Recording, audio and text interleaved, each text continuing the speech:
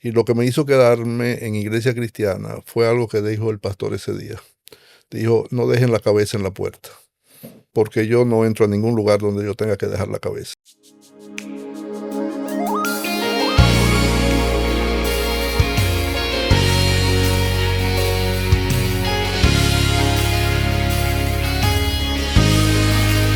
Dios les bendiga. Es un placer en el día de hoy tener una nueva entrega de Misión Inspirar. Nosotros siempre con el interés de motivarles e inspirarles a través de la palabra de Dios.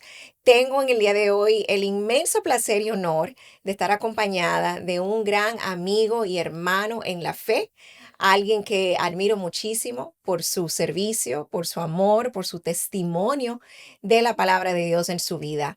Demos la bienvenida a nuestro amado hermano Milton Tejada. Gracias, Milton, por Muchísimas estar gracias. aquí. Bienvenido. Muchísimas gracias, Karina. Y la verdad es que para hacer honor al programa, sin inspiración no se puede vivir. Amén, amén, Necesitamos inspiración para el amor, para seguir a Dios, para la amistad, para muchas amén. cosas. Amén. Qué bonito. Así lo creo también, que hay que vivir inspirados y inspirar a otros. Y usted es de gran inspiración para muchísimos que tenemos el inmenso honor de conocerlo a través de su trayectoria, su legado en la fe, junto a su amada esposa Isabel, que amo muchísimo y que tiene también toda mi admiración por ser una mujer tan valiosa en el Evangelio que sirve a otros. Milton, cuéntanos un poquito de ti, de tu vida. Cuéntale a la audiencia de Misión Inspirar, ¿quién es Milton? No sé por qué traes a tu programa a un jovencito como yo, un muchachito que cumplirá próximamente 66 años. Y en 66 años es mucho el camino que se recorre, realmente. Pienso que en términos de mi relación con Dios, siempre he sido un buscador de Dios, aunque en algún momento lo haya buscado en lugares equivocados. Eso me recuerda a un pastor que decía que un hombre cuando está en un cabaret anda buscando a Dios, pero en el lugar equivocado, porque anda buscando algo que lo llene, que lo inspire, que le dé satisfacción.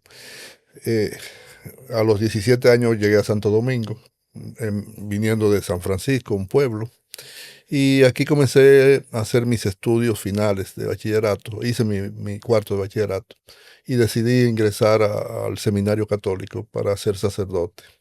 Luego de 7, 8 años, pues me ordené de sacerdote. Era la forma mía de buscar a Dios.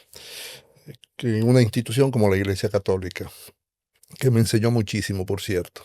Después de 5 años de sacerdocio, parece que el amor que sentía por una mujer, pues dijo, no, espérate, aguántate ahí, sal de eso. Y la verdad es que para mí la integridad es fundamental.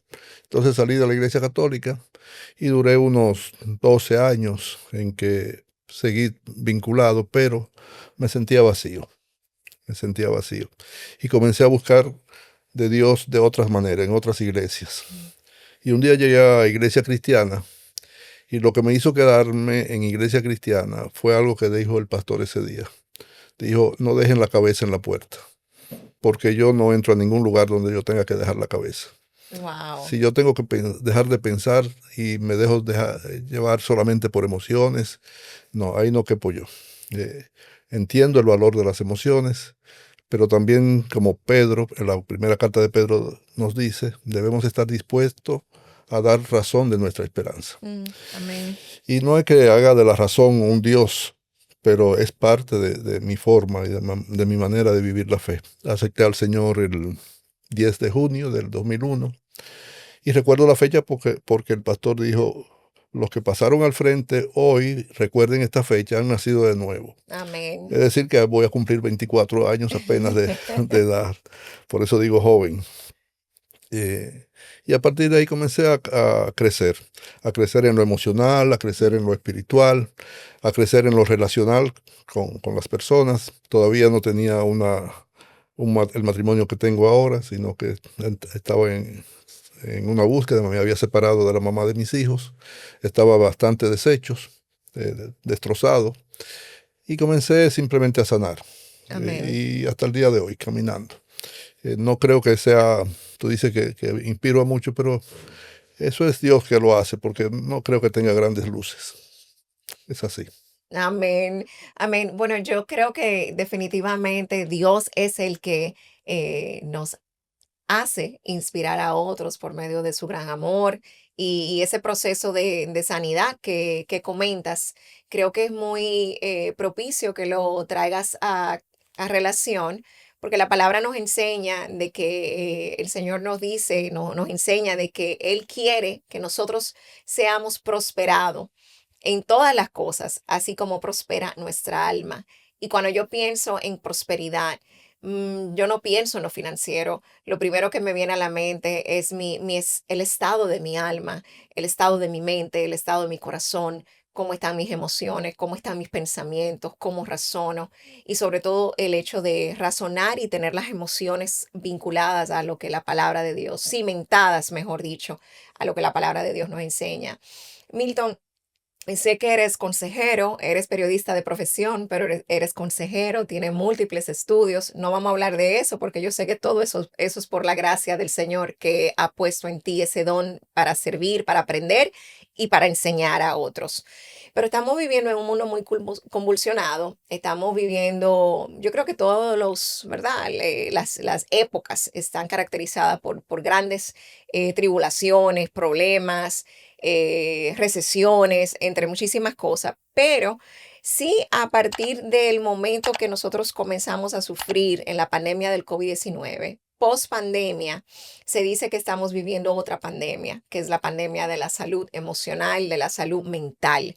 Yo le quiero llamar la salud integral porque pienso que la mente, el cuerpo, el espíritu tienen que estar estrechamente conectados y en salud. Por eso, ¿verdad? Esa palabra prospera en todo. ¿Qué tú nos pudieras decir con relación a esto? ¿Qué es lo que estamos viendo hoy en día? ¿Y cuál es la raíz de todo esto? Es interesante la comparación que hace ahí con llamarle pandemia. ¿Cómo surgen las pandemias? Las pandemias surgen cuando un virus, una bacteria, algo tóxico para el ser humano, se propaga de manera indiscriminada y veloz. Ujú, Esa es más o menos una definición rápida de pandemia. Y lo que me estás diciendo que estas dificultades, estas carencias, estos problemas de salud mental, pareciera que igual que el COVID, están diseminando velozmente. Los que investigan la salud física, bueno, pues buscan factores para explicar eso. ¿Qué factores pueden explicar que hoy tengamos esto que tú llamas pandemia? Pero antes de entrar ahí, yo pienso que siempre hemos tenido problemas de salud mental mm, y de salud emocional y que hay momentos en que surgen con mayor fuerza, realmente. No sé si es solo el COVID. El COVID fue un factor como desencadenante, como algo que ayudó a acelerar, pero no fue el COVID lo que nos dio esta nueva pandemia. Pienso que hubo y hay elementos culturales. Un primer elemento cultural es lo que podríamos decir, cómo se exageró el individualismo, ujú, el yo soy el centro del universo, como si el ser ombligo nos fuera a dar solución a todos nuestros problemas. mm, Entonces ese yoísmo hace que haya un tema, se comienzan a crear temas de mala relación con los demás, porque si yo soy el centro, los demás no cuentan, los sí, demás no importan. También en los temas sociales, lo cultural, lo social, vivimos una civilización desde mediados del siglo pasado, cuando el conocimiento y después la tecnología comenzó a desplazar otros modos de producir, de vivir, y nos centramos demasiado en la eficiencia. Nosotros hoy en día valemos por lo eficiente que somos, por lo mm, productivos que somos. Y ujú, entonces eso crea muchas crisis en el ser humano. Si yo no produzco, yo no valgo. Y por eso ese desprecio a veces al discapacitado o al anciano, ujú, ese querer ponerlo de lado. Y de hecho, un paréntesis social, en nuestra sociedad, la dominicana, ser anciano o ser viejo es casi sinónimo de ya no sirve, porque está concebida lamentablemente. la sociedad como si fuera una maquinaria y los tornillos que se oxidan ya no tienen valor. Entonces es que las personas fuimos hechas para ser amadas y las cosas fueron hechas para ser usadas. Ujú, Pero hoy estamos al revés, las cosas son hechas para ser amadas y más. las personas son usadas. Entonces, cuando tú tienes una persona que es utilizada, generalmente vas a crear en ella y en su familia, en su entorno social, muchos temas de salud mental y de salud emocional. Por otro lado, la cultura de no solo del yo, sino de lo fácil, que yo le llamo la cultura del microondas. Muchas personas quieren lo fácil y lo rápido. Siempre pongo el ejemplo de que a mí me encanta la cocina. Y en la cocina, cuando yo voy a hacer una pierna de cerdo, no la meto al microondas, la meto a la estufa. 8, 10 horas, a veces hasta 12 horas. Entonces, a veces queremos las cosas de hoy para mañana y nos sentimos frustrados, impotentes cuando no resulta. Tenemos problemas de pareja y lo queremos resolver de hoy para mañana. Sí. Y perdón que pueda haber un sesgo en mi opinión, pero los hombres, macho masculino, como se dice, somos especialistas en eso. Porque herimos a una mujer, por ejemplo, en su corazón, y venimos, le pedimos perdón, y después decimos, pero yo no sé por qué ya yo le pedí perdón, no sé lo que pasa, ya yo metí la cosa en el microondas. Oye, fue un proceso que llevó Claro. a eso. Entonces, ese inmediatismo también hace mucho daño en términos emocionales. También hay factores que son socioeconómicos, es decir, la pobreza es dura Sí. y crea muchos desajustes. Hoy mismo tenemos en nuestra sociedad un 35 a 36% de hogares donde la jefatura del hogar son mujeres solteras, solas, no solteras, solas, realmente. Y hay otro porcentaje que no se ha investigado, donde el hombre está pintado, es decir, no juega su papel. No hay una familia que nutra a nuestros hijos, a esos muchachos, de modo adecuado. Entonces, ayer mismo le decía a una mujer que decía, no, yo he sido mamá, papá, no, usted ha sido mamá. Esos muchachos crecieron sin papá, que es diferente, porque usted se sacrificó y luchó para adelante, pero tienen la ausencia de papá y esas ausencias significan falta de salud mental. Entonces, todos estos factores, más el aislamiento que se produjo en la pandemia de COVID, que en realidad lo que hizo fue sacar a flote lo que teníamos. No fue que lo creó, lo sacó a flote, lo puso en la mesa, sobre el tapete. Lo exhibió público. Lo ¿Pública? hizo Sí, más lo público. hizo más público. Entonces, todo esto ha conducido a que tengamos esa realidad de muchos temas mentales y emocionales. Haga una pequeña diferencia. La salud emocional es la capacidad de manejar nuestras emociones y de vivir de acuerdo a unos parámetros que tienen más racionalidad que emocionalidad. Pero Dios nos hizo emocionales. La ira no es mala, la tristeza no es mala, el asco a algo no es malo. Pero pensamos que sí, que si el hombre se incomoda o la mujer se incomoda, es malo. No, ninguna de esas emociones son malas. No tienen categoría moral como tal. Lo que sí tiene categoría moral es lo que tú haces con tus emociones. Y si rompe la relación, si no vives en paz, si tus emociones no son subordinadas. Y ahí viene algo que quizás es un poquito hacia atrás. Es que muchas personas nos hablan de Jesús y nos piden que aceptemos a Jesús como nuestro Salvador y Señor. Y para muchos es muy fácil aceptar a Jesús como Salvador. Cualquiera quiere dejarse salvar de cualquier cosa. Pero aceptarlo como Señor es una decisión proactiva, porque entonces tú vas a ser el seguidor. La imagen del Señor viene de que tú eres siervo, de que tú estás a la orden de esa persona. Muchos quieren ser salvados, pero no quieren obedecer ni quieren seguir al Señor de modo real.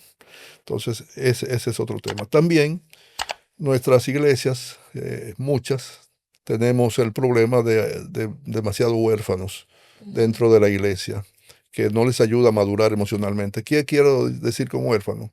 Para una persona madurar necesita padres espirituales, necesita acompañamiento, necesita discipulado. Y muchos no tienen ese discipulado. Y estoy ya hablando de la parte cristiana de la sociedad, no de la sociedad en general. Entonces, todos esos son factores que han contribuido a esta crisis de salud mental.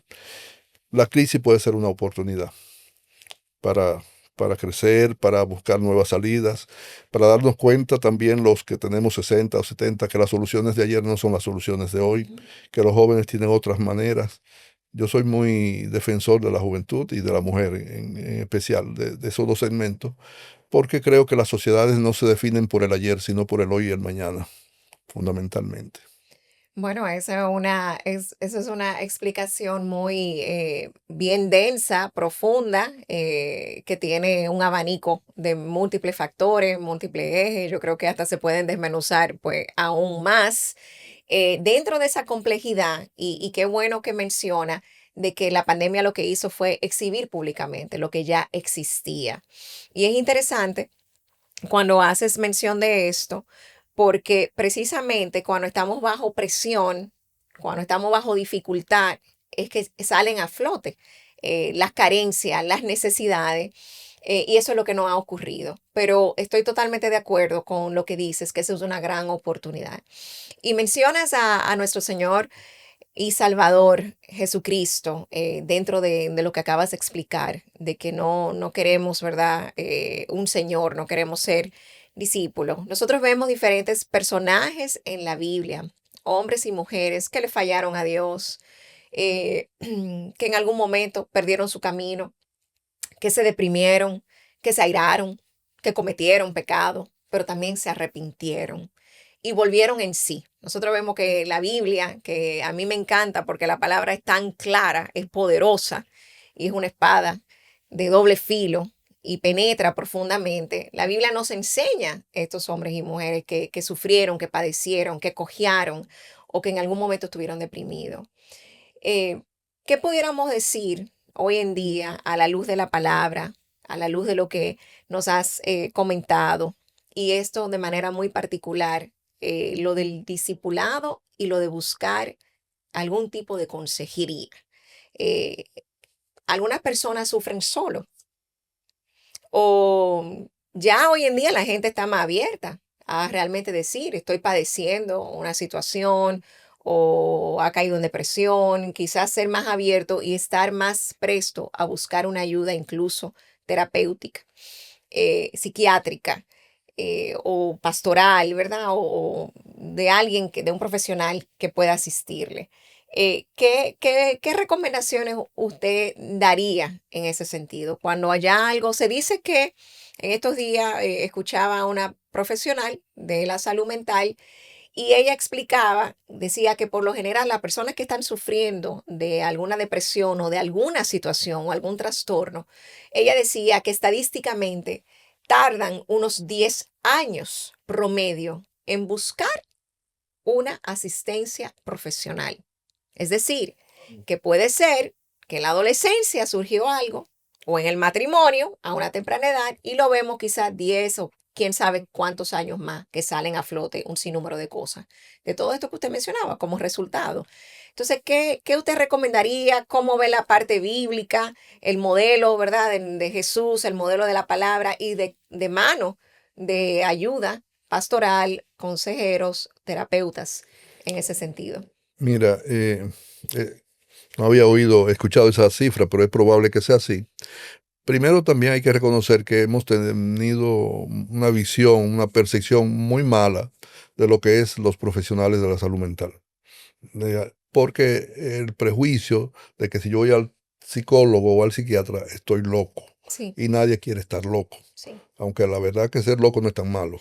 Entonces es un tema. Entonces ese prejuicio está desmontándose poco a poco. Ujú. Lógicamente, como pasa con los bateadores, no todos los bateadores están hechos para batear 350, 400, 500. Así pasa con los profesionales. No todos los profesionales tienen la misma calidad. Hacen su mejor esfuerzo, la mayoría de ellos, pero es lógico que también de algún modo se contribuya cuando se va a un profesional no totalmente capacitado. Pero hay decenas, cientos de profesionales ya capacitados y se está derrumbando el mito de que quien va al psiquiatra o al psicólogo está loco. Ujú. Ya se está derrumbando ese mito. En segundo lugar, muchos de los problemas de salud emocional, sobre todo, y también algunos de salud mental, pero los de salud emocional tienen una historia, no Ujú. son de hoy para mañana. Sí. Puede ser que tú tengas un tema emocional porque te desbarastaron ahí el vehículo frente aquí y sea de hoy para mañana. Fue un choque tan intenso que pues, esos choques existen, pero la mayoría tienen historia. Y el papel del profesional es precisamente eh, no olvidar la historia, sino a partir de la historia abrir puertas para una nueva historia.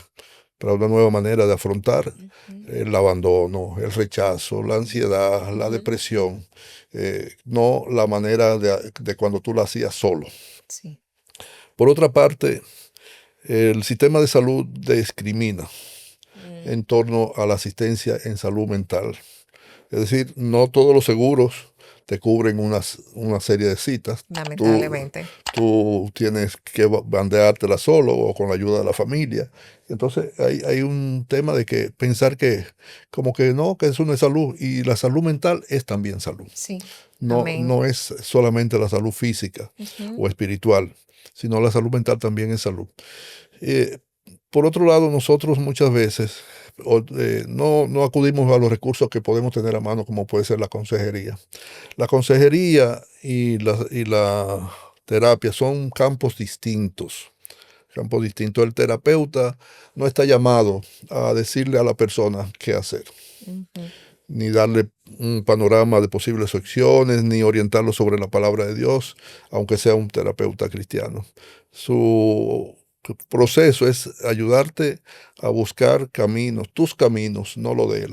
Ujú. Claro que te da recursos, que te da herramientas que son de uso común, por ejemplo, en el manejo de la ira o en el manejo de la ansiedad, pero no es su papel Ujú. buscar la solución tuya. El consejero, en cambio, sí tiene una orientación, puede ser cristiano, puede no ser cristiano, pero tiene una orientación fundamentada en un marco del cual es portador. Ser cristiano y ser terapeuta es doble ganancia, porque el Ujú. tener fe es un capital, para Así decirlo es. en modo social. Es un capital, entonces sí, podemos y debemos buscar. Por otra parte, Karina, ¿cuál es nuestro problema con Dios y la salud mental? Es que se nos hace difícil mantenernos en salud cuando nosotros queremos mantener el control absoluto de las cosas. El único que tiene control absoluto de las cosas es Dios. Entonces, Amén. se hace más fácil y más sano cuando tú descansas en Dios, cuando tú buscas la voluntad de Dios y no estás tú endiosándote, poniéndote tú en lugar de Dios y diciendo, esto es lo que yo voy a hacer. Ujú. De hecho, algunas personas buscan consejería, pero ya vienen aconsejados, porque quieren que oír lo que ellos creen, Sí. no necesariamente lo que deben escuchar. Eh, Hay una dimensión de la salud mental que tiene que ver con la relación padre-hijos, que es una de la cual deberíamos prestar más atención, Ujú. porque estamos creando una generación todavía con mayores carencias. Cada cierto tiempo, cada 250 años más o menos, se destruyen las civilizaciones. Se cambian las civilizaciones, Ujú. no se destruyen porque mueren los seres humanos, sí, hay mucha muerte, claro que sí. Y al final de cada civilización hay una esclavitud. Mm, ¿Cuál es la esclavitud de hoy? La adicción a los juegos, la adicción a la tecnología. ujú. Entonces, pasado de la relación que tenemos tú y yo a una relación más con la Sí. tecnología. Y tú lo ves en restaurantes donde tú ves que la pareja dice que están hablando y lo que están es conectado a su celular, donde no pueden pasársela sin celular. Gente que salió para Santiago y en el camino se acuerda que dejó el celular y va nervioso y hasta se devuelven. Aunque no sea su instrumento de trabajo, porque muchos lo tienen como Sí, instrumento de claro. trabajo, lógicamente. ¿Cristianos vamos a renunciar a la tecnología? No, para nada no vamos a renunciar a la tecnología. Lo que tenemos que tener en claro es qué enfoque y qué uso le podemos dar que nos haga libre y que no nos haga esclavos. Ujú. Esa esclavitud de la tecnología está generando también otros temas de salud mental. Sí. Y me decía un psiquiatra, yo no puedo afirmar que es así, que cuando tú tienes una adicción, vamos a poner al sexo o al juego, puede ser Ujú, que tenga algo histórico, ujú, pero es una adicción social que la ujú. adquiriste y la Sí. desarrollaste en base a tu historia probablemente y en base al entorno que te rodea. Pero la adicción al juego crea nuevas conexiones neurológicas en el cerebro de tal manera que es más difícil de combatir, Mm, mucho más difícil realmente de superar. Bueno, el artículo de hoy mío es sobre la adicción al juego, la ludopatía, como se llama. Entonces, es un punto de que tenemos que darnos cuenta de que acudir a un terapeuta no va contra la palabra de Dios, que acudir a un terapeuta requiere humildad, Amén, realmente, sí. que no hay contradicción entre terapia y oración, porque yo puedo orar por mi salud mental y a la vez ir a la terapia, pero la terapia lo que hace es darme un proceso realmente. Y mucha gente piensa que hay contradicción, que muchos hombres de la Biblia tuvieron el privilegio de tener a Dios por terapeuta, Sí, para amén. decirlo de algún modo. Es decir, Dios intervino y le dijo, ¿qué es lo que te pasa, soquete? Sí, Ven acá, eso no es así, eso es de otra manera. Y yo soy tu Dios y yo soy Dios. Entonces, darnos cuenta de que es una historia larga. En la Biblia tú vas a encontrar ansiedad, vas a encontrar instintos asesinos, vas a encontrar depresiones, como tú ujú, dijiste, vas a ujú. encontrar adicciones Adicciones, sí. también. Entonces, Ujú. todo eso es parte de esa dinámica que los tenemos que cambiar el chip. No solo los cristianos, todos tenemos que cambiar el chip y darnos cuenta que si queremos salud integral, es decir, física, espiritual y emocional, debemos estar abiertos a acudir a terapeuta, pero también debemos acudir a estar abiertos a saber, como dijo Jesús, que el que esté libre de pecado, que tire la primera piedra, que el que esté completamente sano, Ujú. que nos avise para ponerlo en el monumento de Santiago allá donde está el muñequito, porque no lo hay, no lo hay. Buenísimo que recorras todo esto que nos ha dicho, que es sumamente enriquecedor. Y me quedo con algo muy valioso que mencionas, Milton, es que la oración no tiene una contradicción con la consejería, con la terapia, con ese tipo de asistencia médica. Porque quizás algunos pudieran pensar, bueno, si estoy en terapia, de alguna manera como que no necesito de Dios. O viceversa, tengo a Dios, no necesito de un profesional. Bueno, hay una corriente que piensa y dice que la palabra de Dios es suficiente. Amén. ¿Y suficiente para qué? Ella es Eh, suficiente. pero a la vez esa palabra de Dios es la que te dice, tú no estás solo en el mundo. Y si tú te rompes un hueso, tú vas al médico. Oh, huyendo. Entonces, si tú tienes un problema emocional, ¿por qué no ir al médico de lo emocional, que es el terapeuta? Totalmente de Claro, acuerdo. no quiere decir eso que yo voy al médico por cualquier discusión que haya tenido con mi esposa. No, porque yo no voy al médico por cualquier gripe, tampoco. Y ahora está dando bastante duro y aún así no vamos al médico. Ujú. Entonces, darnos cuenta que hay problemas, temas que requieren un especialista, que requieren a alguien que tenga el conocimiento. Así es. Requieren a alguien con ese conocimiento, con las capacidades para poder atender el tema. Y quisiera además, volviendo al tema de la oración, que no contradice a la consejería, a la terapia, eh, muchas personas quizás hoy pudieran estar padeciendo de alguna situación. Quizás alguien que no vaya a escuchar. No sabemos, ¿verdad?, el alcance muchas veces de nuestras conversaciones en estas plataformas.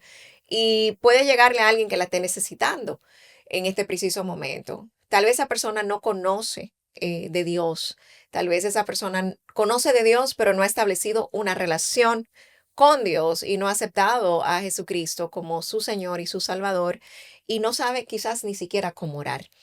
¿Qué consejo pudieras dar, Milton, a alguien que estuviera atravesando por esto? ¿Qué hacer? ¿Por dónde comenzar? Porque a veces los problemas lo vemos de una magnitud tan grande o tan compleja que cuando se lo contamos o se lo compartimos a otro, o nos vamos a la palabra incluso, que podemos encontrar algo similar, vemos incluso soluciones, salidas, vemos salida.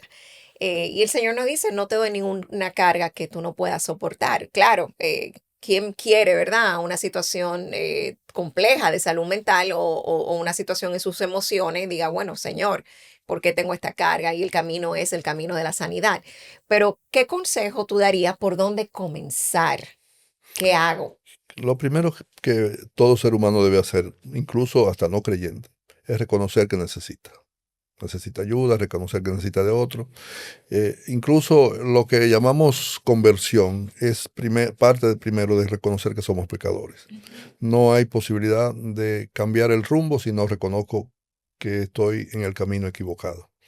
Eh, si tengo una relación rota, si tengo emociones dañadas, no hay posibilidad de cambiarlo si no lo reconozco. Y uno tiene tres formas de entender el cambio, porque ese reconocimiento debe llevarte al cambio y entender por qué las personas a veces no cambian. Muchas personas no cambian porque no quieren. Eh, entonces no hay nada que hacer. A veces programas como el tuyo pueden ayudarle, pueden inspirarle y decir, ay no, yo voy para adelante. Y rompen esa falta de voluntad. Pero hay personas que no cambian porque no saben cómo.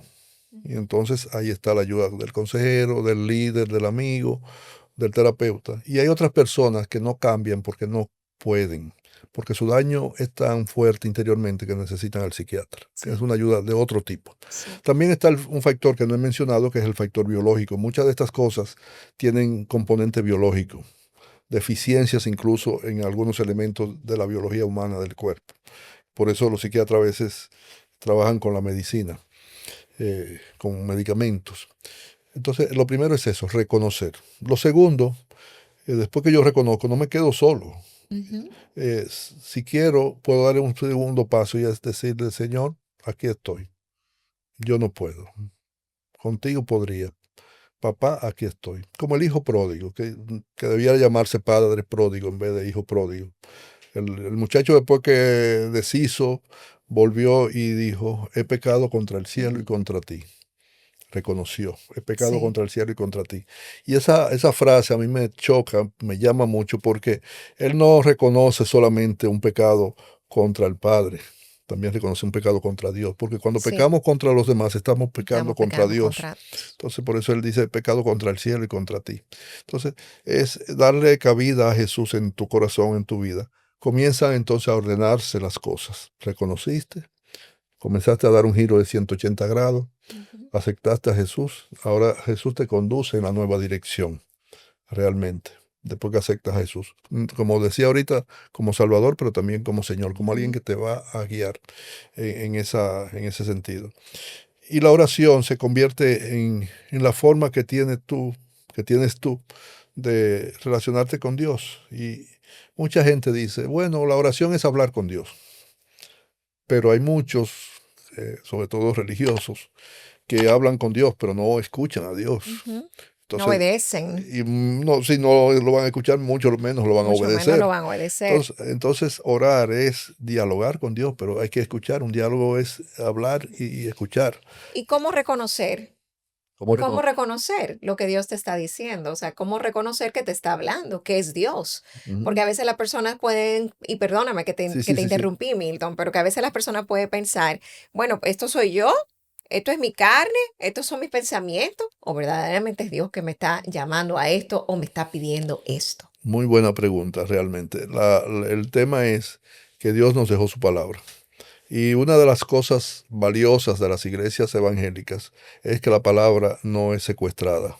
La palabra, las iglesias se consideran como parte del pueblo de Dios y la palabra de Dios es la palabra del pueblo de Dios, no es de un Ujú. sacerdote, no es de Amén, un pastor, es propiedad nuestra. amén. No, en el sentido no de cosas, sino del mecanismo que usa Dios para comunicarse con nosotros. Entonces, cualquier cristiano, cualquier persona tiene a su mano la palabra. Lo segundo, tiene la posibilidad de acudir a otros, porque no somos cristianos aislados. Ujú. Como tú has oído escuchar en la iglesia, somos como un fogón y entonces si sacamos el leño del fogón se apaga. Nosotros necesitamos estar congregados, necesitamos buscar de otros, de líderes más experimentados, de Amén. madres o padres espirituales para avanzar en el camino. En tercer lugar, hay consejos que la Biblia no te va a preguntar, no te va a decir una fórmula. Karina, tiene este problema.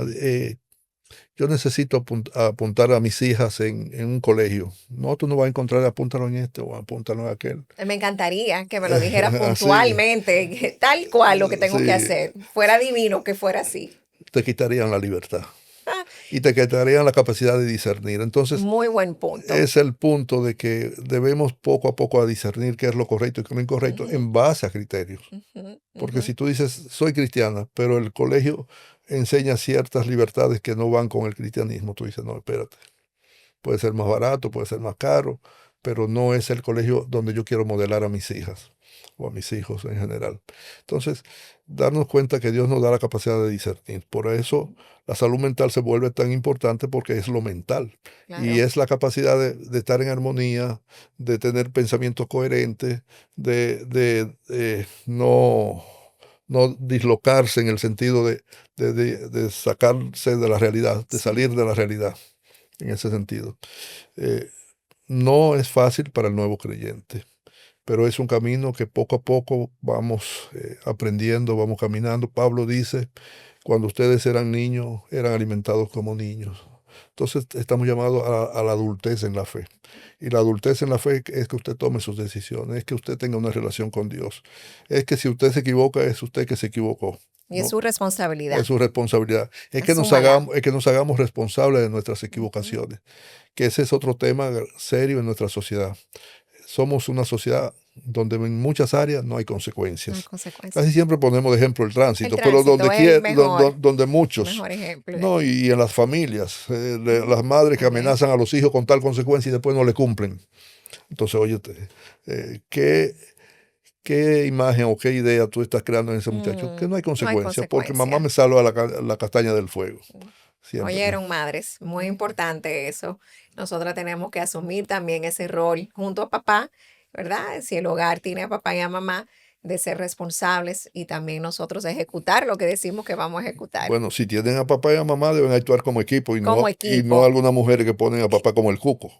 Se lo voy a decir a tu papá. Entonces, Eso se usa mucho. Se usa mucho. Se usa mucho. Milton, y agradecida de todo este aprendizaje tan valioso, todo lo que hemos conversado, de verdad que ha sido de muchísima edificación para mi vida también, todo lo que has compartido con nosotros hoy. Pero por último, quizás para cerrar, dos cositas más. Uno, puede ser el consejero aconsejado. Tú recibes consejo, eres Claro. pastoreado, aconsejado, Claro. porque como un hombre que tiene mucha sabiduría y muchos años de experiencia, como bien decías, pues tienes esa humildad de recibir consejo.